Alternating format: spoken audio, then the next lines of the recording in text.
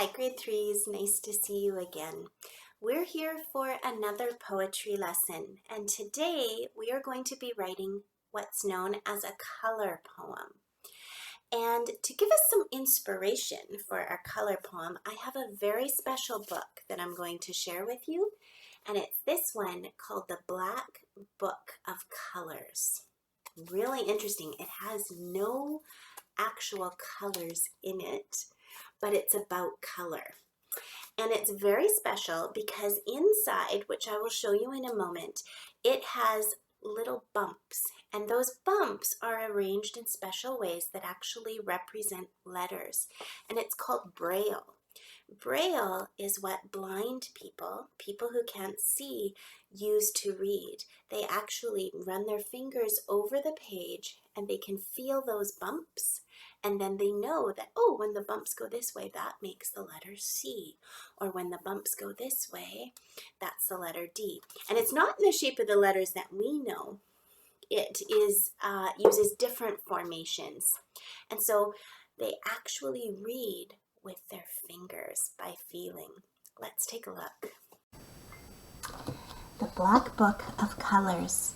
This book is written by Manina Cotton and illustrated by Rosanna Faria. Originally, this book was written in Spanish, and it's been translated into English by Elisa Amado. This reading today is presented with permission from Access Copyright on behalf of the publishers. Now, I want you just to imagine what it would be like to not be able to see. And how would you describe colors, or what would colors be to you? It's hard to imagine that, isn't it? Well, this book does a terrific job. When somebody can't see, they really use all of their other senses. So remember that our senses are, we have 5 of them. We can see, we can hear, we can smell, we can taste, and we can touch or feel. Okay? So a blind person can't see, so they really have 4 other senses that they use very, very well. And this book is going to describe colors using those other 4 sentences.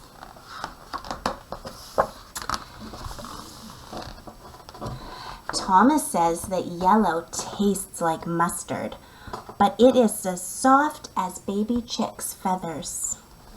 A lovely description. And on this page, it's a little hard for you to see, but if we get the light just right, you can see there's these little feathers imprinted on this black page. And when I run my finger over it, I can feel those feathers. And also, I'm not sure if I'm going to be able to show you on here. Yep, there you go. You can see there's little bumps, and they're raised up on the page, so when I run my finger over, I can feel them. This is Braille. So each set of little bumps represents a different letter. And so the words that I read to you are written in Braille at the top.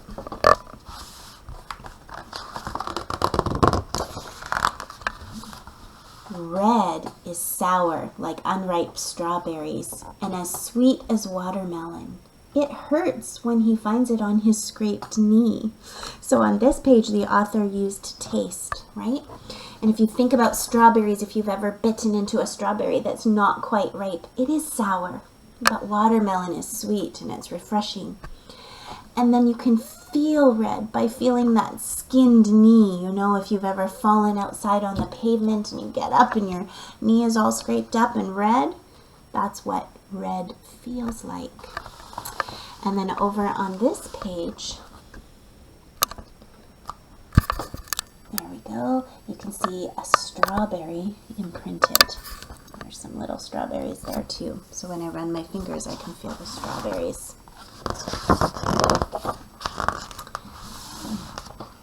Brown crunches under his feet like fall leaves.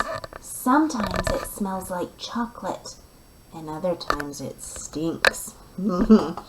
So on this page, we're comparing brown to what it feels like and maybe even sounds like, the crunch of leaves in the fall. and then chocolate, and then maybe something that doesn't smell so nice. And then over on this page, you can see the leaves printed. Thomas says that blue is the color of the sky when kites are flying and the sun is beating hot on his head. So some feeling, some things that we can see against a blue sky. And we have a kite over here. But when clouds decide to gather up and the rain pours down, the sky is white. And I love this page. It just has these drops coming down like rain pouring down on the page.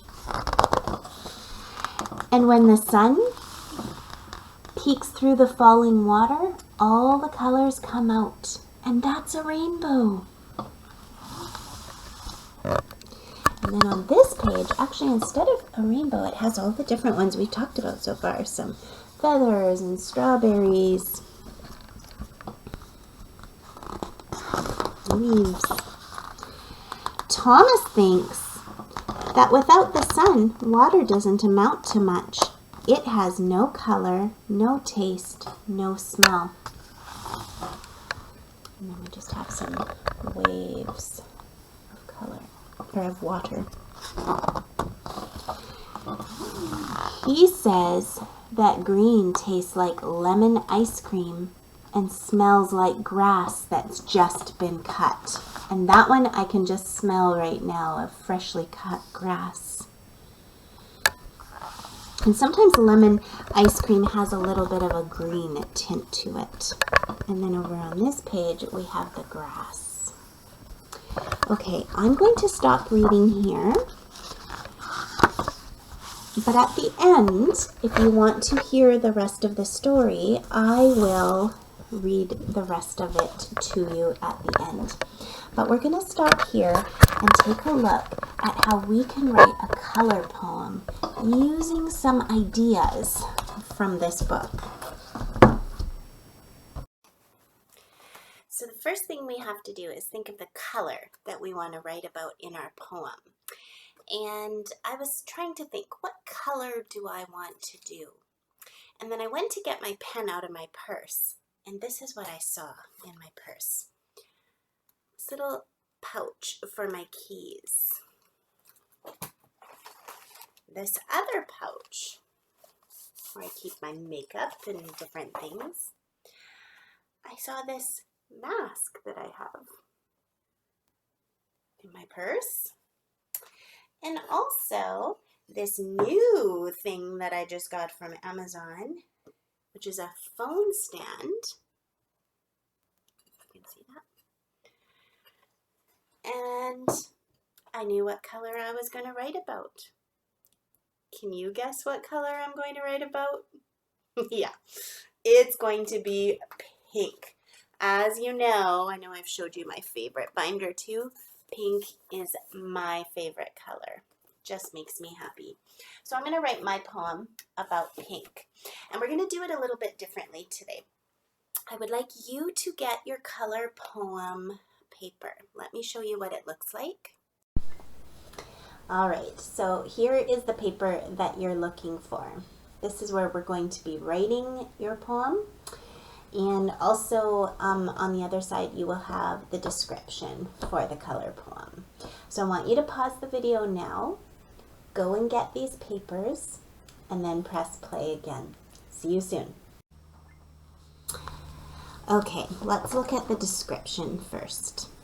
Okay, now some of you know in class we have talked about the American way and the Canadian way to spell color. And in Canada, we actually spell color C-O-L-O-U-R.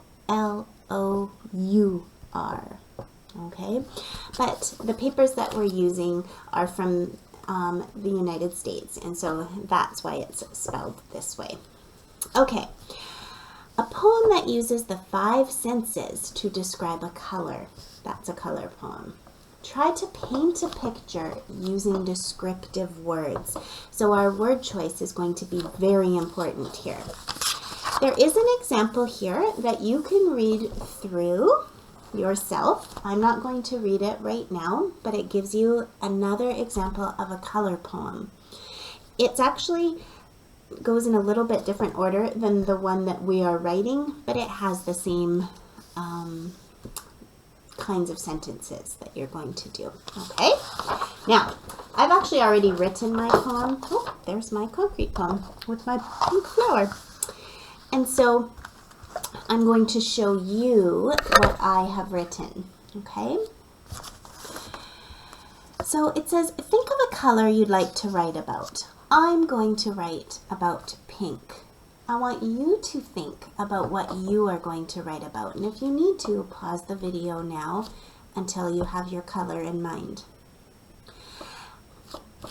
Ask yourself, what does this color look like, smell like, taste like, sound like, and feel like? And remember, we got some examples from the book, The Black Book of Colors. Use similes and metaphors to tell what the color reminds you of. And we've worked on similes already. If you can remember back about 2 or 3 weeks ago, we talked about a simile compares two things using the word like or as. For example, the sun is like a warm, cozy blanket, okay? And so we're comparing the sun with a cozy blanket, and I use the word like. Or he runs as fast as a cheetah, comparing the boy who runs as fast as a cheetah. We're comparing the boy to a cheetah, and we're using the word as instead of like there. He runs as fast as. Okay, that's a simile. In a minute, I'm going to show you what a metaphor is. Okay? So we're going to be using some of those as we go. All right, so you should have your color picked. Okay? And I'm going to show you the first line of my poem. Okay? The first line has is the color of, and I chose pink. So pink is the color of bubble gum. So I just thought of something that was pink, something kind of that was fun that was pink. I want you to pause the video and I want you to write your first line. So whatever your color is, and then think of something that is that color. And when you're ready, I want you to play the video again. Okay. I wish I could hear what you wrote already. Next line. Pink is rosy cheeks on a winter's day. So you know when you're out in the cold and your cheeks get nice and pink. Okay. This sentence is a metaphor. Now we talked about a simile, which compares two things using like or as.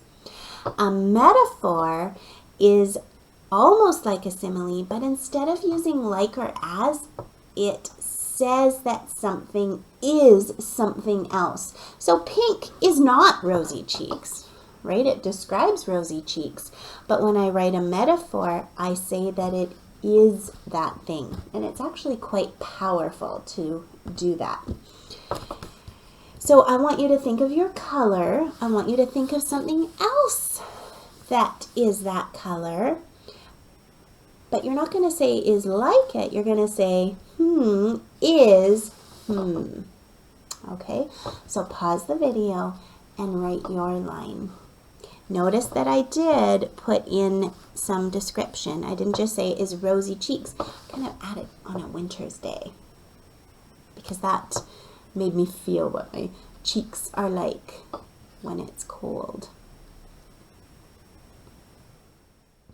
Okay, next line.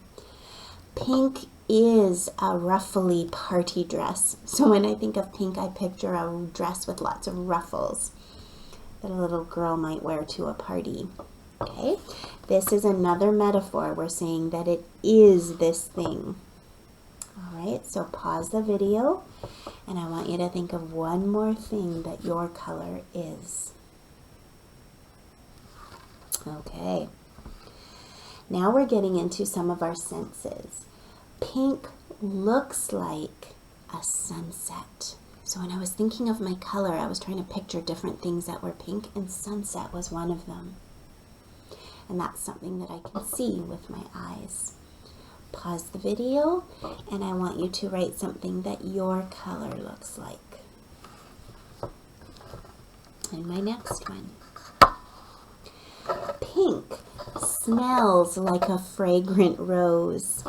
Now, if you've been in class this week, you know this word fragrant. We did it as one of our words of the week, and we know that it means a nice smell. We actually use the word fragrance. Okay, and this one is like fragrance, but we're just describing how a rose smells. So think of something that is your color that has a smell to it. I remember in the book for green, he had that smells like fresh cut grass. Okay, pause the video and write yours. Pink tastes like cotton candy. All right, so for your color, I want you to think of something that you can eat that is your color, and you can put it into your poem. Pause and take a moment to do that now.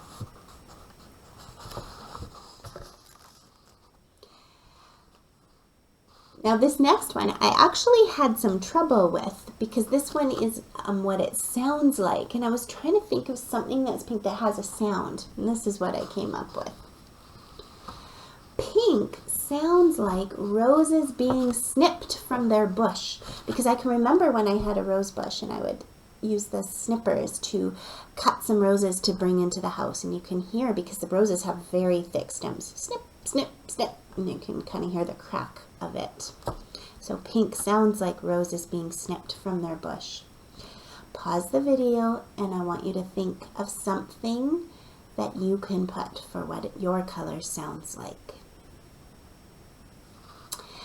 Pink feels like a kitten's rough tongue. Now, Kira, if you're watching this video, which I hope you are, I was thinking of you when I wrote this and all of your cute little kittens you've been showing us.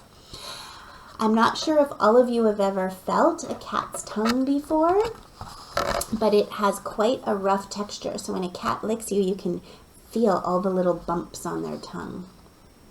And so I just thought it sounded nice to use kittens instead. And their tongues are pink. Pause the video and think of something that's pink that you can feel. Actually, I should have said, don't think of something that's pink, think of something that's your color that you can feel. And the next one, pink makes me feel loved. And I kind of think of pink hearts, and pink just generally makes me happy. Pause the video and think of how your color that you chose makes you feel. What does it make you feel?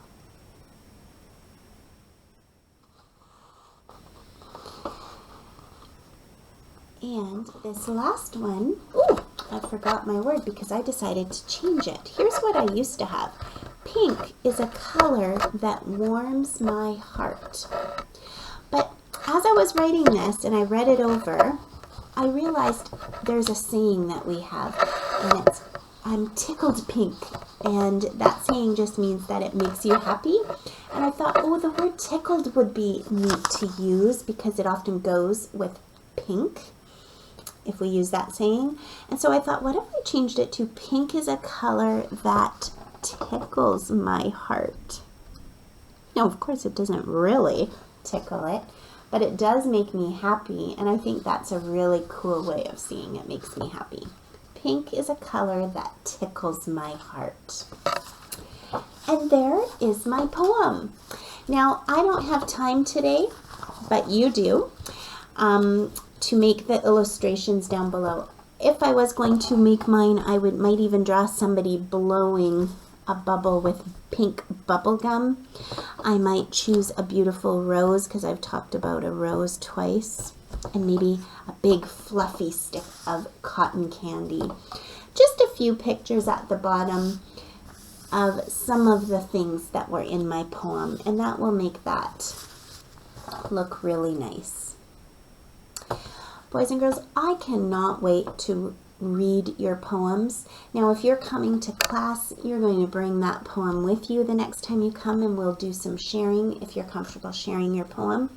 And if you're working from home, we will do some sharing when we meet on our Zoom meeting, if you're comfortable sharing your poem. I can't wait to hear what you come up with. I think this poem is my favorite poem in all of the poems that we do in this booklet. Oops, I almost forgot. I promised I would read the rest of the book if you wanted to. So if you don't want to hear the rest of the book, you can go and work on the picture for your poem.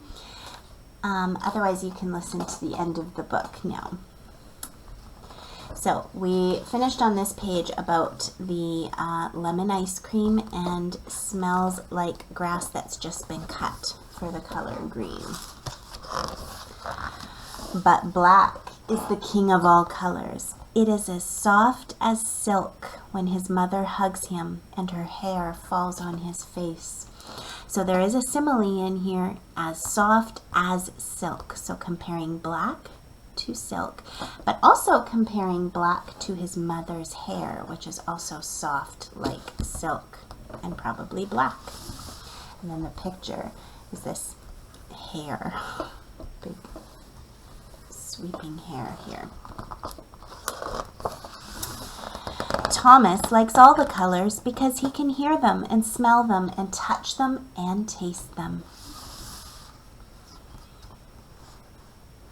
And this picture, I'm not going to be able to show you all of it, but there are some flowers over on the side, and then right here is a looks like a grasshopper jumping up from the grass and strawberries growing. So you can just imagine this would be a colorful scene. And that is the end of the book. I guess I could have read that. It wasn't too much longer. I really love that in the back of this book they have the Braille alphabet. So if you're coming back to class, you'll have a chance to see this book close up. And we've got the letters, for example, A is just one dot, and B has two dots that are vertical, one on top of the other. But C is two dots side by side, so you can feel the difference. And then there's different formations. Okay, I just love this book. I think it is such a neat way to describe colors, as well as let us see what it's like to read something if you can't see, and also how you would describe colors if you couldn't see. Okay, now you can go and make the pictures for your poem. And again, I look forward to seeing what you've created. See you soon.